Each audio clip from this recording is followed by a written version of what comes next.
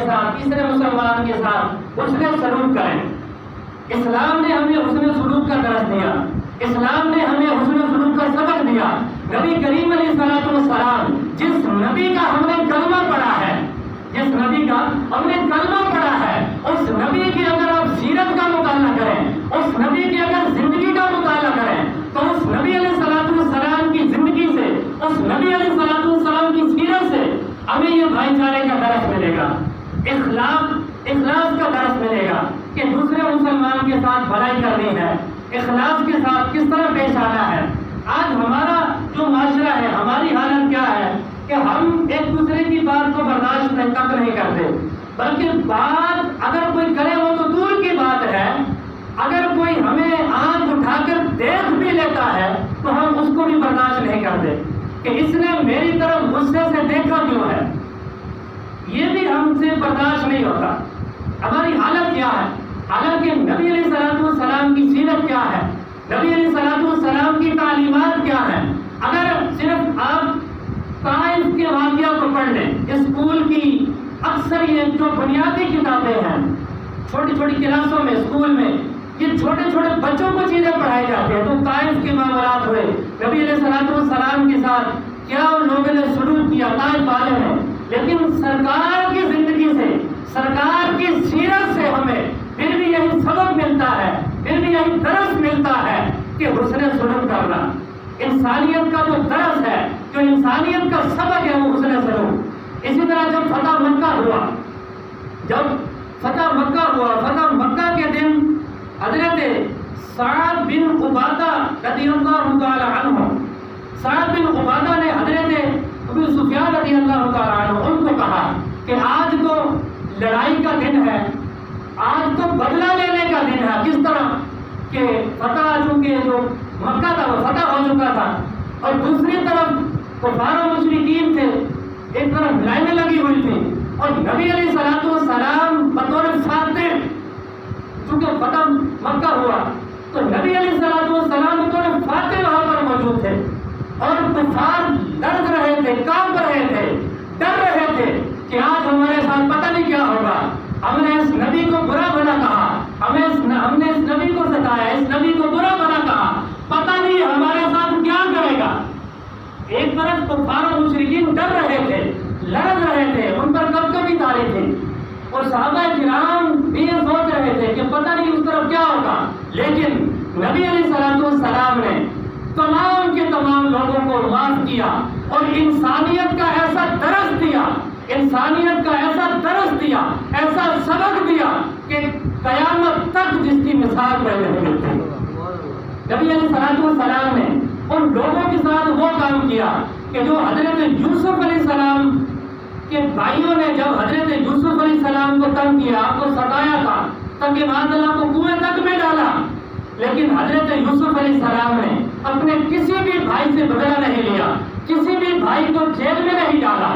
حضرت یوسف علیہ السلام بادشاہ بن چکے تھے، چاہتے تو سب کو جیل میں ڈال دیتے، چاہتے تو سب کو سزائیں دلواتے، چاہتے ہر طرح کا ہم کو عذاب دلواتے، ہر طرح کی سزائیں دلواتے، لیکن حضرت یوسف علیہ نبینا علیہ الصلوۃ والسلام نے اپنے بھائیوں کو معاف کیا، ہر بھائی کو معاف کیا اللہ تعالیٰ کی رضا کے لیے۔ تو نبی علیہ الصلوۃ والسلام نے فتح مکہ کے دن وہ کام کیا کہ سارے لوگوں کو معاف کیا، انسانیت کا ایسا درس، انسانیت کی ایسی مثال، انسانیت کا ایسا سبق، اسلام نے جو اس وقت جو ہمیں سبق دیا، درس دیا، کائنات کے اندر قیامت تک کے لیے ایک مثال قائم ہو گئی کہ ایک انسان دوسرے انسان کے ساتھ کس طرح بھائی چارہ کرے، ایک انسان دوسرے انسان کے ساتھ کس طرح بھلائی کرے، ایک انسان دوسرے انسان کے ساتھ کس طرح پیش آئے۔ یہ انسانیت کا درس ہے، یہ بھائی چارے کا درس ہے، یہ حسن سلوک کا درس ہے۔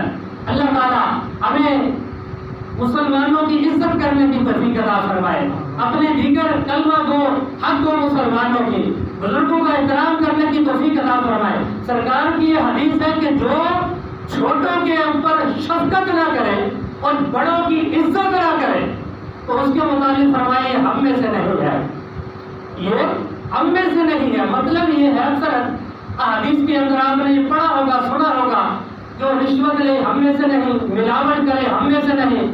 تو محدثین نے اس کے اوپر کافی کلام کیا کہ اس کا مطلب کیا ہے، ہم میں سے نہیں. جو دھوکہ دہی کرے ہم میں سے نہیں.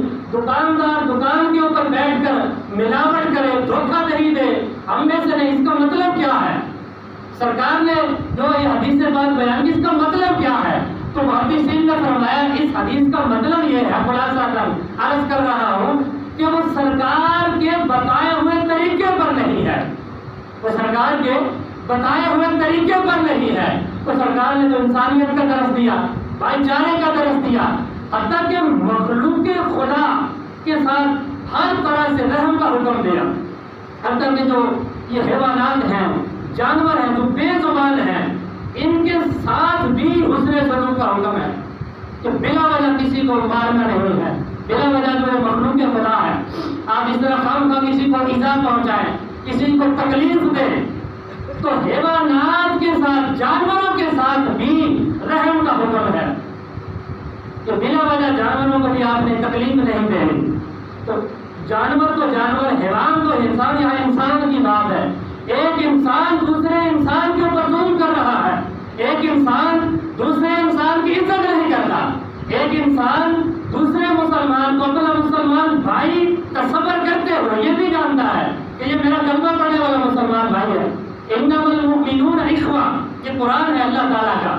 انما المؤمنون اخوہ، کہ مسلمان دوسرے مسلمان کا بھائی ہے. اور نبی علیہ السلام نے جو صحابہ کرام کے درمیان بھائی چارے کا جو رشتہ قائم کیا تھا کہ ایک مسلمان دوسرے مسلمان کا بھائی ہے، تو یہ رشتہ قیامت تک جاری و ساری ہے.